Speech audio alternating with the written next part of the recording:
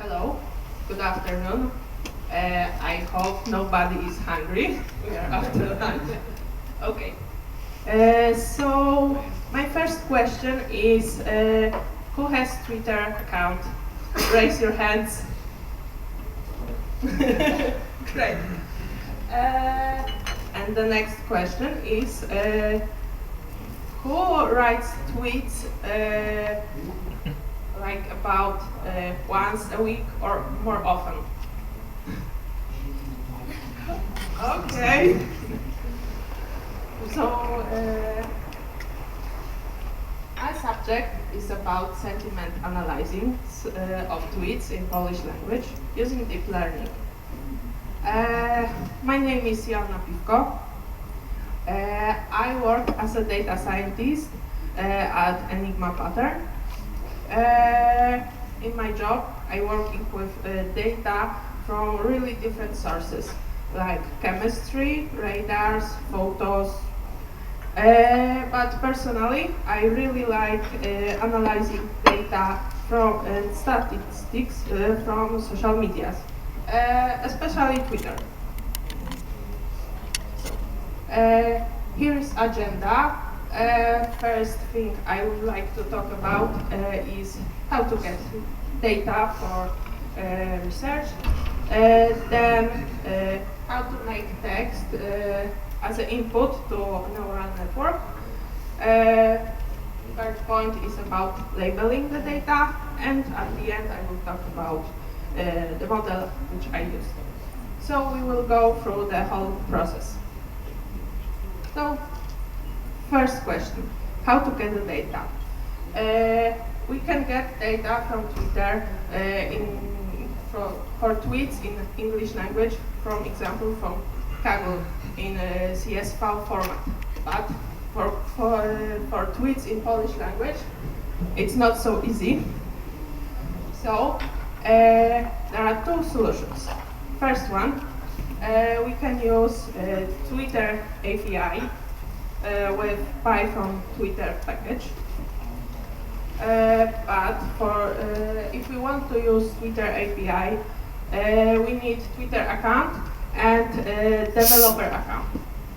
It's easy to just do it. And Python Twitter package gives us opportunity to search tweets in specific language. So it's not only in Polish, but for example in Spain, Norwegian, and etc. But here there is one problem, a big problem, because we have a time limit per one request. So at once we can just take from Twitter only about 6,000 tweets. So for my research, it wasn't enough. So I used second option. The second option is another package, which is called Get All Tweets Free, because it's for Python free, and it hasn't any limitation, but it has different problem because it was impossible to search tweets by the language, but we can search tweets by the, for example, cities. And I searched tweets from the biggest cities in Poland, like Warsaw, Krakow. But when I take these tweets and I look into it, the tweets were in different language, not only in Polish. So we come to the point all about data processing. First thing, we must be sure that all texts we have are in the same language.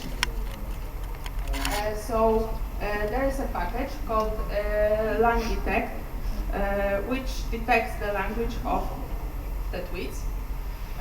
So I search and check if every text is in Polish, and just saves only text, which I was interested in.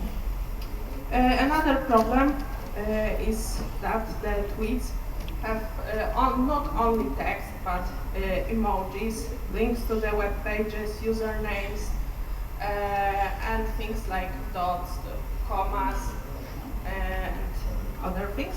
So we must remove it.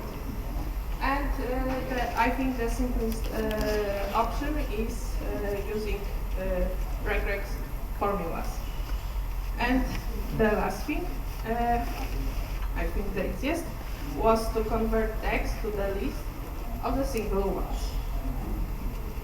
But still is the question if the pure text can be input to the deep neural network. It's not exactly. So we have word-to-vec network. I think most of you heard about it. It creates word embeddings. So for every word in specific language, we have a numerical representation, and we have vectors about which length is and elements. The most popular option is 100 or 300 elements. But to train on your own the word-to-vec model, it's not so easy. You need large data, for example, whole Wikipedia, some national corpus. So the time of processing this data is huge, and the training of the neural network is much longer. So I decided to use pre-trained word-to-vec network for Polish language. And here is the link to the Polish Science Academy, which shares various word-to-vec models. And I chose the model which was trained on Wikipedia text, national corpus, and some of the tweets, just to have the biggest representation of Polish language words. And the model is delivered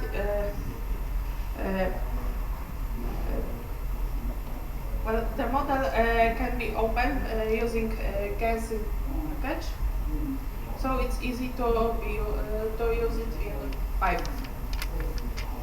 Here is an example of some tweets in Polish, and it's and the list of the numbers which are the representation of the words.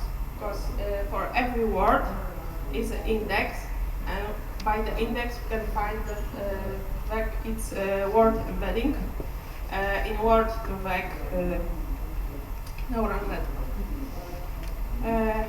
Here's an example, and you can see one thing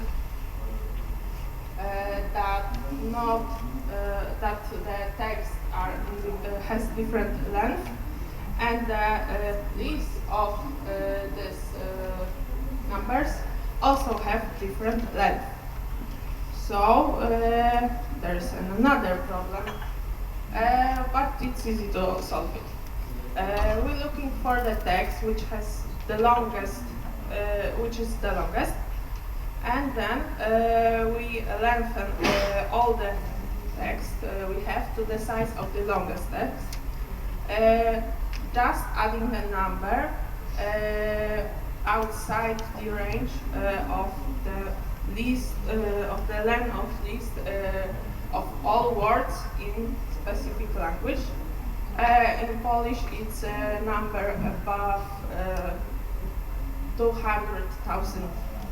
And at the end, we have all lists of the same size, so we can concatenate it to the list, to the array.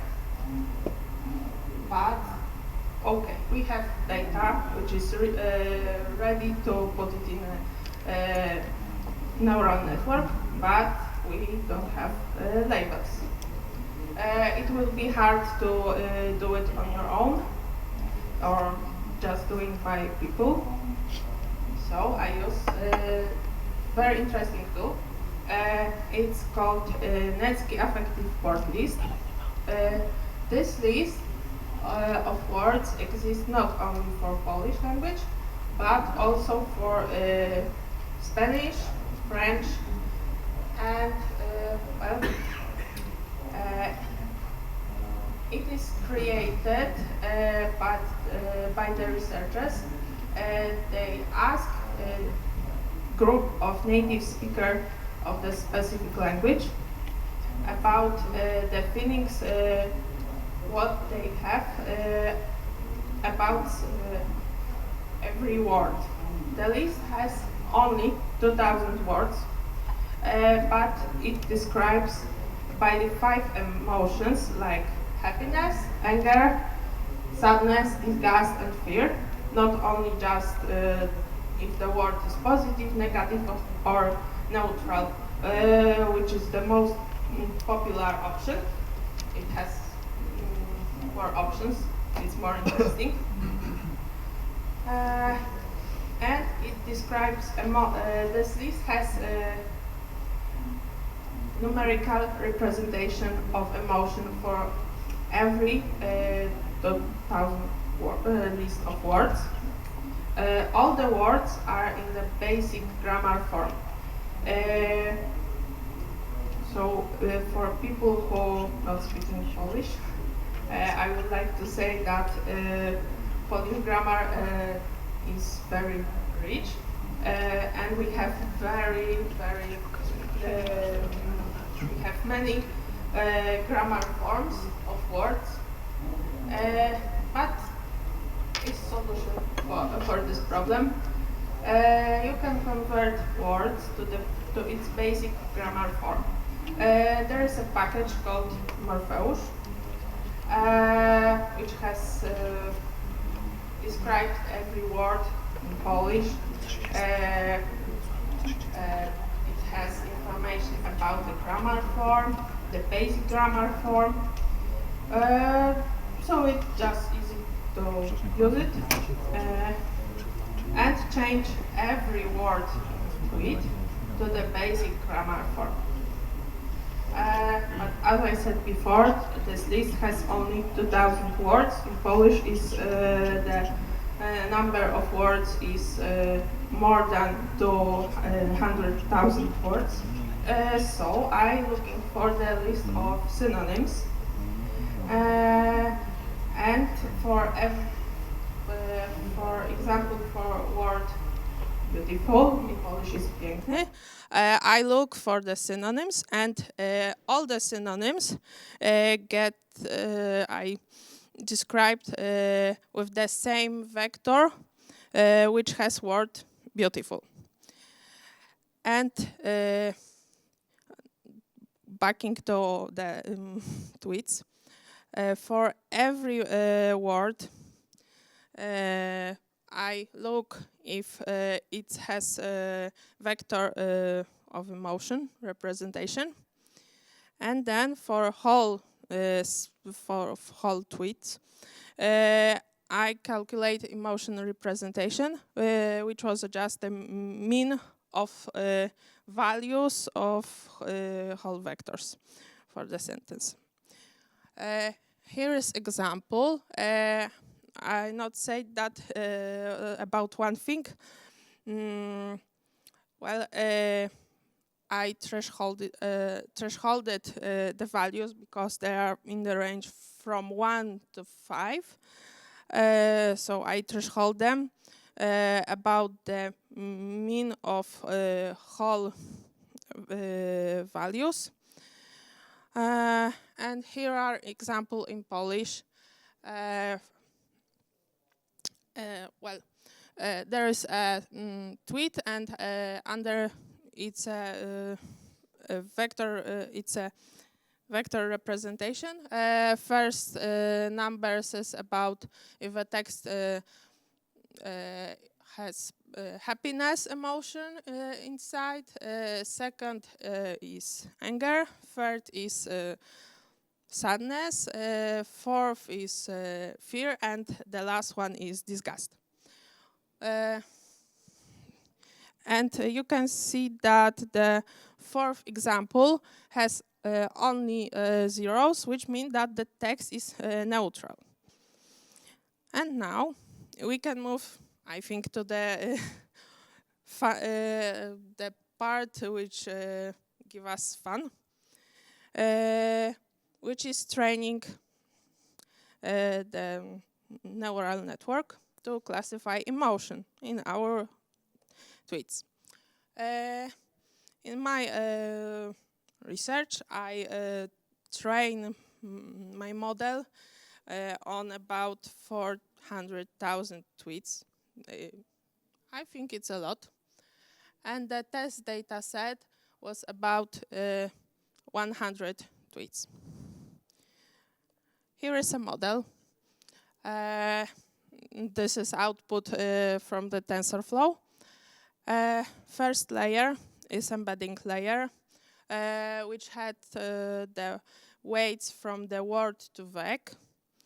And I choose option where word embedding vectors has length 300 elements.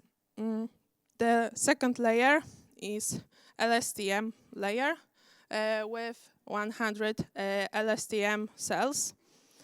And the last layer is dense layer, which has 3 neurons because I look for 3 emotions.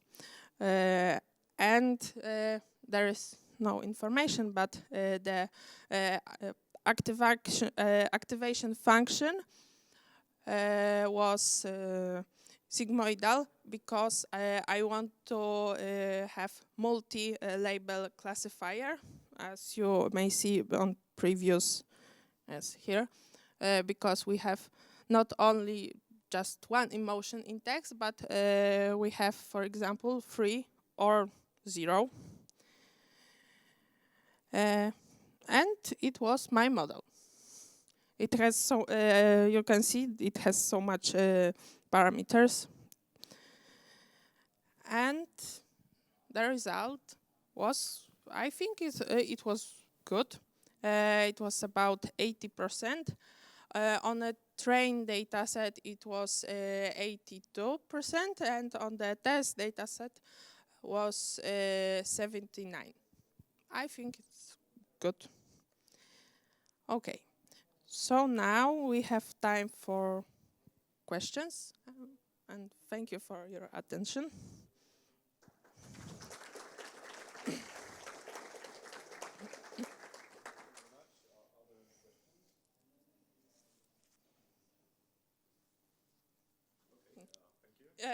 It's one person.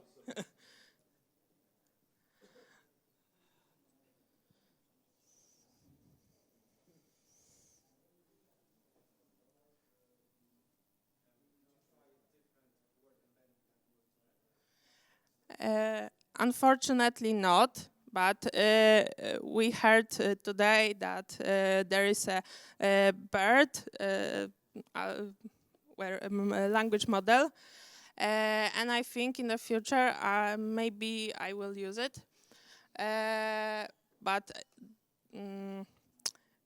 if someone is a Twitter user, maybe you know that this information about the BERT language model, not only for English, was about 3 days ago on a Google account.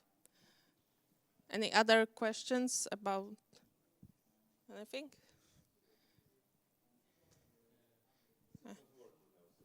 Okay. So my question is, if I understand your process correctly, you had a dictionary that mapped certain words to emotions, and then you wanted to predict the average of those values. So your net only learned the mapping of the dictionary you had.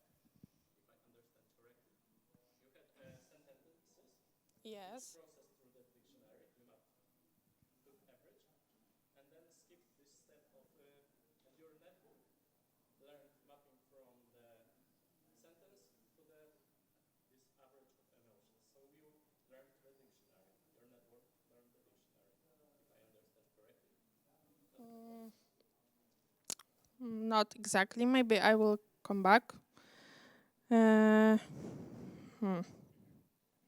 Maybe to this. Uh, Yes, when I talk about yeah. dictionary, it's word list. It's Yes, but well,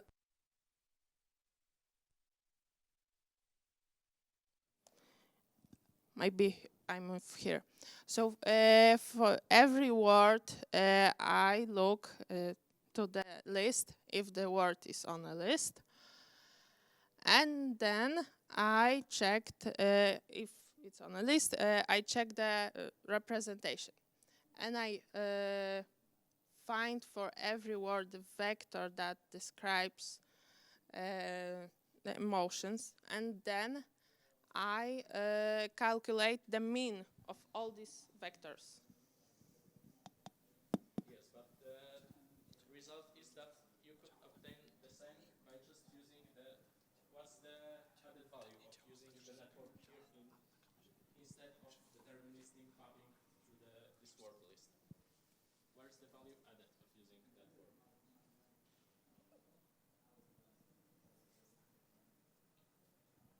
Can you repeat the question? Because when I look at this, you have the network isn't predicting anything. It has learned how to map the words to those five element vectors.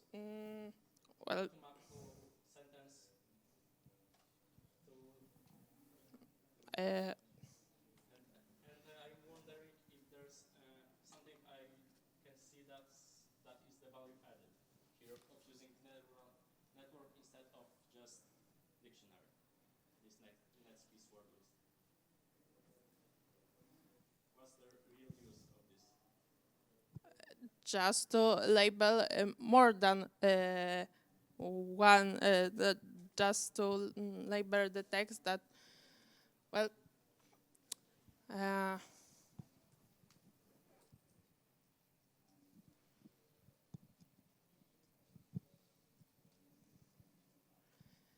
uh,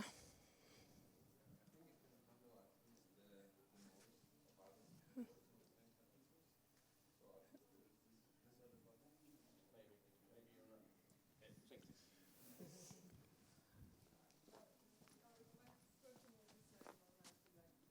okay.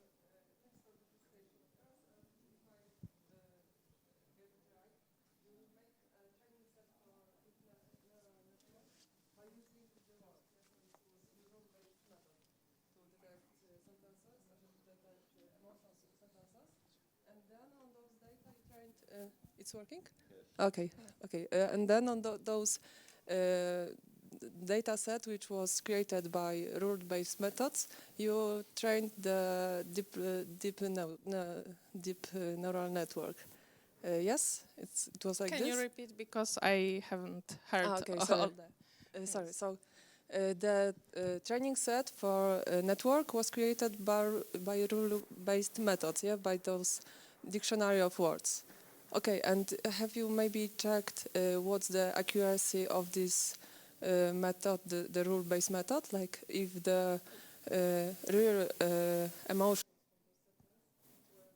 the words, because for You example, if we got some negations, okay? then You mean checking the method of labeling? yes, yes. Uh, well, uh, here is an example, and I look into the, of course, to the labels, and it's not often well the representation of the emotion, but for Polish language, I really haven't found something better. Of course, you can make a research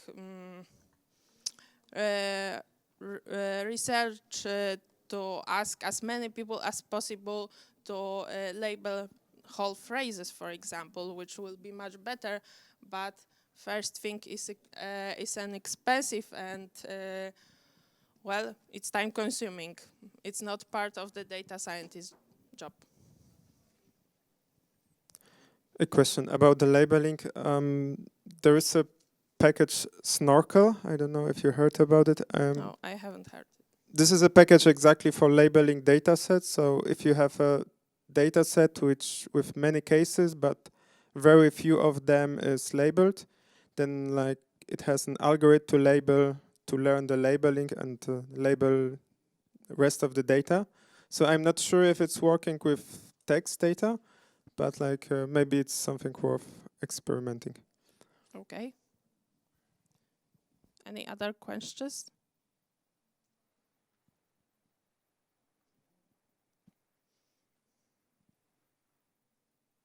Okay, thank you very much. 5 minutes for technical break now. Thank you. Thank you.